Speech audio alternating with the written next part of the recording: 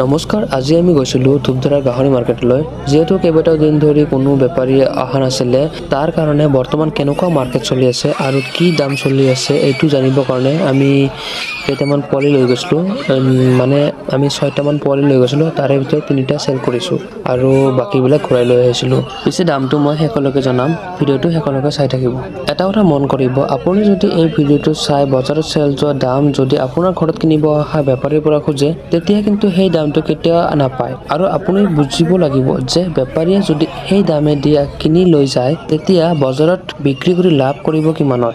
আপুনি জাষ্ট এই ভিডিঅ'টোৰ পৰা আইডিয়াহে ল'ব আৰু সেই অনুযায়ী আপুনি আপোনাৰ পোৱালি অনুযায়ী দাম খুজিব পাৰিব।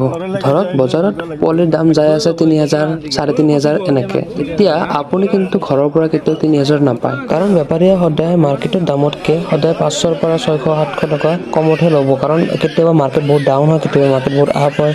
মাৰ্কেট ডাউনৰ টাইমত তেওঁলোকৰ বহুত লছ হৈ যায়। যাৰ কাৰণে আপোনালোকে কি কৰিব, সোনকালে যিমান পাৰে অলপ কম চম মিলাই কিনে দামবিলাক বিক্ৰী কৰি দিব। আৰু মই চেল কৰিছিলোঁ 3টা পোৱালি কথা আছিলে, যাৰ কাৰণে 3,500কে চেল কৰিছিলোঁ বজাৰত। কিন্তু ঘৰৰ পৰা বৰ্তমান বহুত দাম কম চলি আছে, সেইকাৰণে আপোনালোকে যদি পাৰে বজাৰত লৈ যাব, নহ'লে ঘৰৰ পৰা অলপ কিবা কিবি কমকে হ'লেও চেল কৰি দিব।